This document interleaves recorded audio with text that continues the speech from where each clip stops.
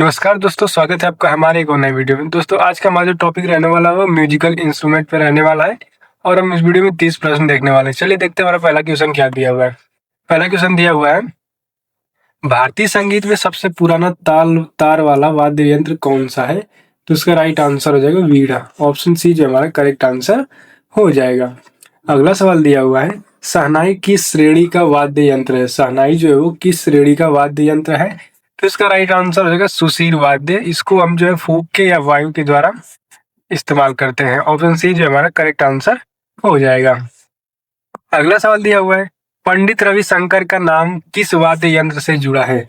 पंडित रविशंकर का नाम किस वाद्य यंत्र से जुड़ा हुआ है?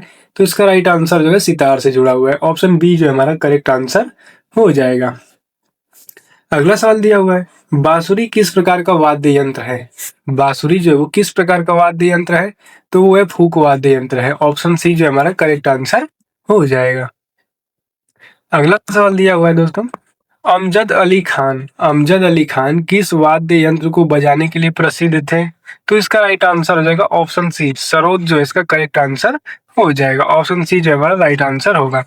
अगला सवाल दिया हुआ है, निम्नलिखित में से कौन सा एक ताल वाद्य नहीं है? तो निम्नलिखित में से कौन सा एक ताल वाद्य नहीं है? तो इसका राइट आंसर है सारंगी। सारंगी जो है ताल वाद्य नहीं है। ऑप्शन सी जो हमारा करेक्ट आंसर हो जाएगा।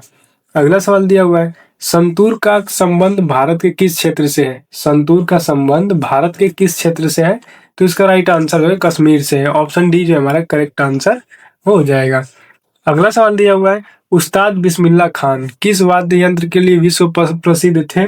तो इसका राइट आंसर हो जाएगा ऑप्शन बी, शहनाई के लिए भी विश्व प्रसिद्ध थे। ऑप्शन बी जो हमारा इसका सही जवाब हो जाएगा।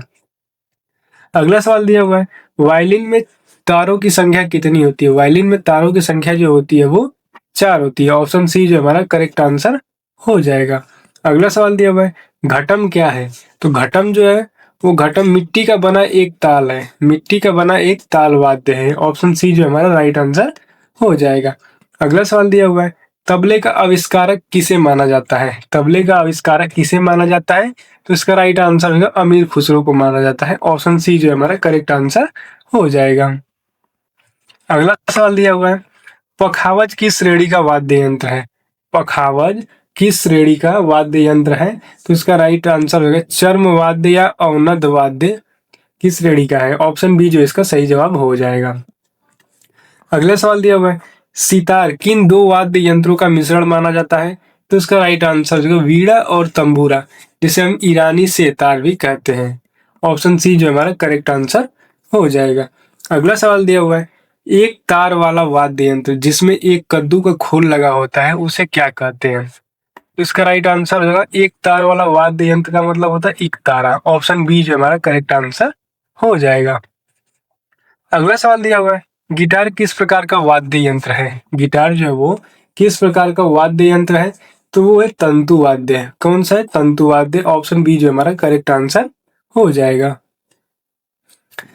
अगला सवाल दिया हुआ है, जाकिर हुसैन किस वाद्य यंत्र से संबंधित है?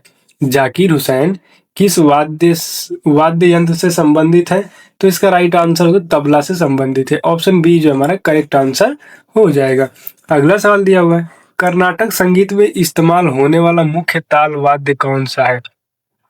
कर्नाटक संगीत में इस्तेमाल होने वाला मुख्य ताल वाद्य कौन सा है? तो इसका राइट आंसर हो जाएगा मृगंदम हो जाएगा। ऑप्शन बी जो हमारा करेक्ट आंसर हो जाएगा। अगला सवाल दिया हुआ है, निम्नलिखित में से कौन सा एक फूक वाद्य नहीं है? निम्नलिखित में से कौन सा एक फूक वाद्य नहीं है? तो इसका राइट आंसर हो जाएगा मंजीरा। मंजीरा ऑप्शन डी जो हमारा करेक्ट आंसर हो जाएगा। अगला सवाल दिया हुआ है, संगीत वाद्य यंत्र ड्रम किस श्रेणी के अंतर्गत आता है? तो इसका राइट आंसर हो जाएगा ताल। इसका आंसर होगा ताल वाद्य। ऑप्शन बी जो हमारा करेक्ट आंसर हो जाएगा।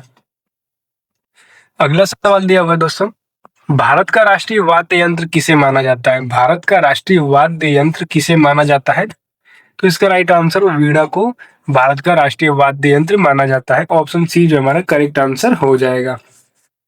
अगला सवाल दिया हुआ है, सारंगी वाद्य यंत्र को किस चीज से बजाया जाता है? तो इसका राइट आंसर गज से बजाया जाता है। ऑप्शन सी जो हमारा करेक्ट आंसर हो जाएगा।